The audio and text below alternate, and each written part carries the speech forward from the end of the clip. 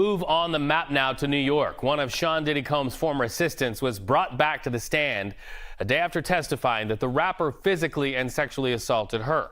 Now, a reminder, Combs is on trial for several charges, including sex trafficking and racketeering.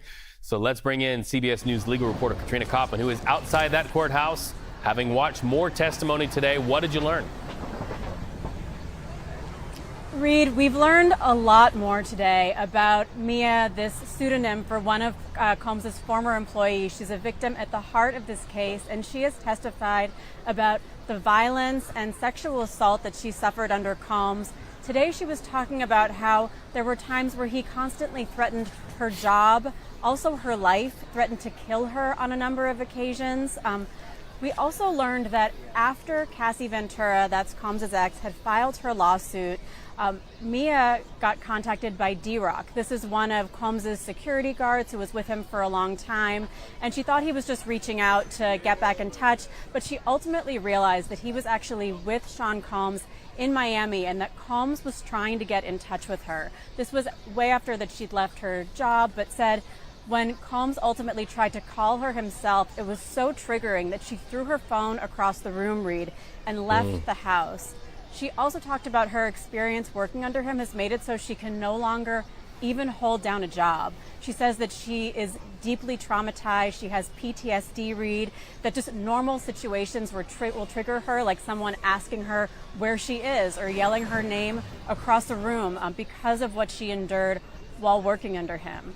Now, we've also started cross-examination in there, and Combs' team is really trying to drill into her. They've pulled up a lot of her social media posts, things she put on Instagram of her and Combs, where she's writing complimentary things. She's celebrating Combs' birthday, and it's important to note that his birthday is also the first time that he ever allegedly sexually assaulted her. She had told us about his 40th birthday party where he came into a room, kissed her, and put his hand up her dress.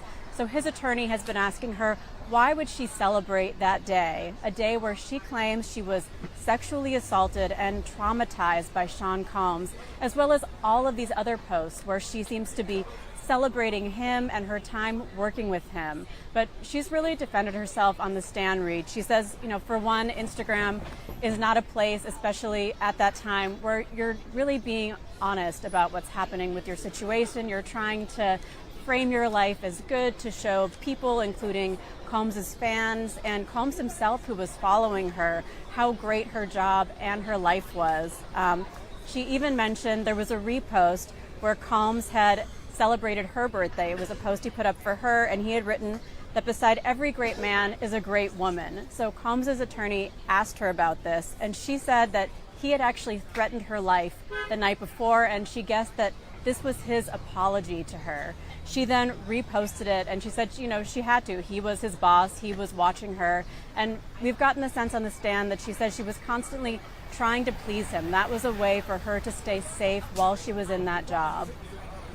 Do you get the sense that the prosecution is really wanting to anticipate the big question that I think all jurors will have, and that is this? You were adults. Why didn't you just leave? Do you get the sense that the prosecution is trying to answer that preemptively with the assertion of, look, these people didn't feel like they were safe? Reed, absolutely. And I think that these are very complicated relationships. I mean, if anything, I think you're really seeing the complexity of humanity on the stand. These are people who had sort of love-hate relationships with Sean Combs. As Mia has been testifying, said the highs were really high and the lows were really low. So part of why she stayed seems to be out of fear, she said, a fear that she would never be able to work in the industry again if she left. And I think part of what draws you in is that there was success in working for him. She was able to work for his film company, to develop shows, which was her dream at the time. And I think you hear that with Cassie too. He had signed her to his record label.